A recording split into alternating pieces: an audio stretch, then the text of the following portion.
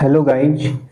आज हम इस वीडियो के माध्यम से पढ़ने जा रहे हैं बिहार बोर्ड 12th क्लास का poem now the leaves are falling fast का एमसीक्यू क्वेश्चंस, जिसको लिखे हैं डब्ल्यू.एच. ऑडेन ने। पहला क्वेश्चन है, who has composed the poem now the leaves are falling fast, यानी now the leaves are falling fast कविता को किसने लिखा है।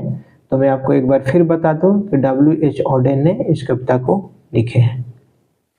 दूसरा क्वेश्चन है, W H. Auden was a poet, a verse dramatist, a serious game. उनके लिए कविता क्या सीरियस गेम था?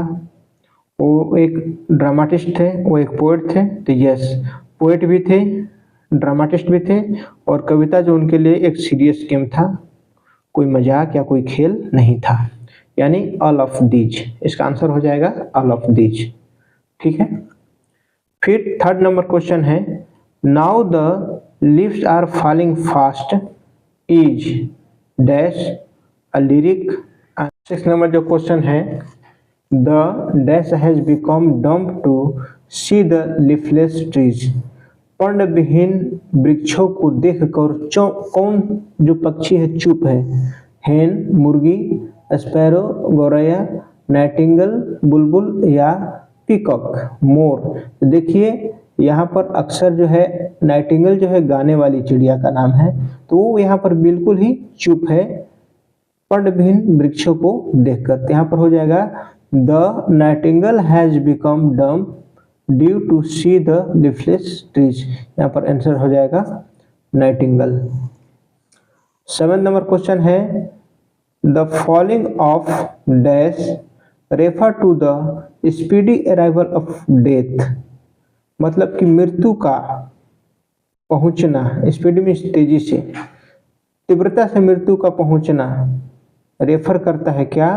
तो द फॉलिंग ऑफ लीव्स, पत्तों का गिरना जो है यहाँ पर क्या दर्शा रहा है? तो स्पीडी अराइवल ऑफ डेथ, मृत्यु का जल्द पहुंचना दर्शा रहा है। ठीक है।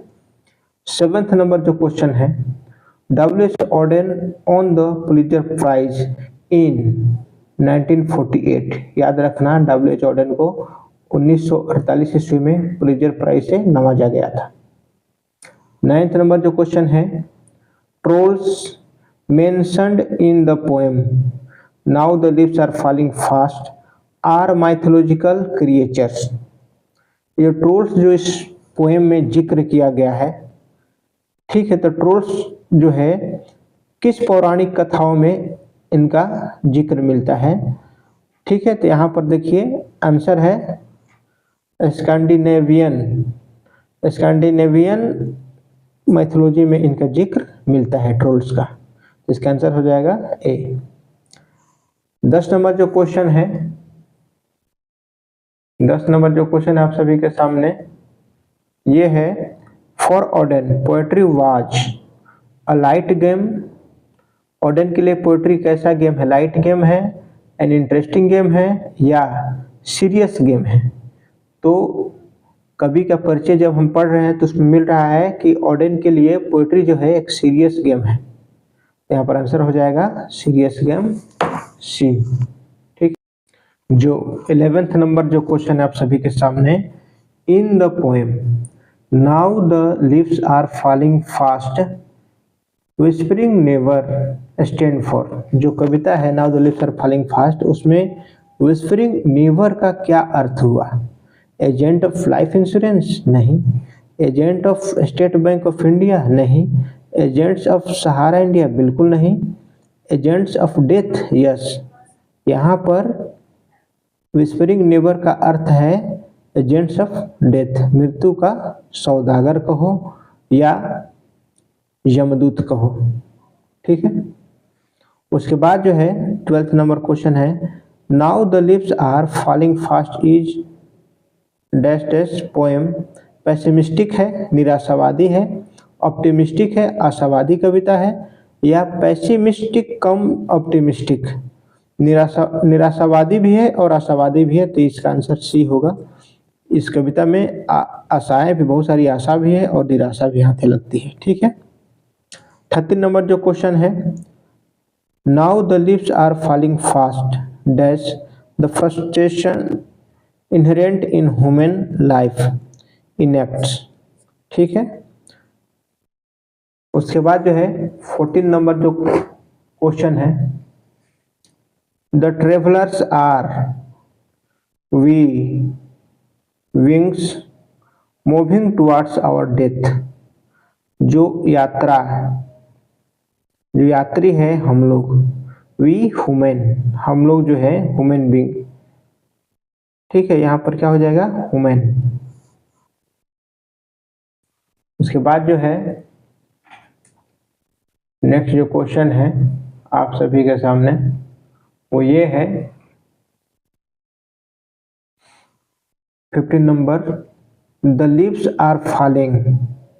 पत्तियां गिर रही है, कैसे गिर रही है, स्लो, धीरे धीरे गिर रही है, सुन, जल्दी गिर रही नहीं। वहां पर क्या वर्ड यूज किया गया है, तो fast. Now the leaves are falling fast, यहाँ पर आंसर हो जाएगा फास्ट यानी सी। 16 नंबर क्वेश्चन है, trees shed their leaves. Tree जो वृक्ष जो है, शेड, वृक्ष के जो शेड में झड़ते हैं, देयर लीव्स, उनके पत्ते कब झड़ते हैं, तो याद रखना इन ऑटम, पतझड़ में पेड़ के पत्ते गिरते हैं, इन ऑटम। 17 नंबर क्वेश्चन है, the dash of death, the messenger of death are the whispering neighbour. इस कविता में एक जिक्र है विस्परिंग नेबर का, तो उसका अर्थ क्या हुआ, तो उसका अर्थ हुआ कि द मैसेंजर ऑफ डेथ। ठीक है, उसके बाद है question 18 number, nurses flowers will not last. Nurses flower will not last is a line written by. यह लाइन किसके द्वारा लिखी गई है, तो याद रखना यह लाइन जो है सबसे पहले किस पोएम की है, तो now the leaves are falling fast poem का है। उस पोएम को लिखा किसने है, तो W.H. ऑडेन ने, यानी आंसर हो जाएगा डी। ठीक है, उसके बाद जो है पोएम 19 नंबर जो है, dash dash waterfall could bless the travellers passing through that way. Waterfall का यहाँ पर कलर का जिक्र है, waterfall, yellow waterfall, white waterfall या रेड वाटरफॉल या ग्रे वाटरफॉल। यहाँ वाटरफॉल का मतलब होता है झरना, और झरना का कलर कैसा होता है, व्हाइट ही होता है, तो यहाँ पर क्या हो जाएगा, white waterfall could bless the travellers, यहाँ पर बी हो जाएगा ऑप्शन व्हाइट। लास्ट क्वेश्चन है, nurses to the grapes are. Nurses जो है सेविकाएं हैं, टू द ग्रेप्स, ठीक है, ग्रेप्स की ओर क्या कर रही है, स्लीप, सो रही है, लाफ्ट, हंस रही है, प्लेड, खेले नहीं, गॉन। नर्सेस सेविकाएं भी अब क्या हो रही है, तो ग्रेप्स की तरफ जा रही है, जहां पर दफनाया जा रहा है। ठीक है, इस तरीके से ये जो now the leaves are falling fast poem है, इसका MCQ क्वेश्चन का हमने प्रैक्टिस किया इस वीडियो के माध्यम से। Thank you.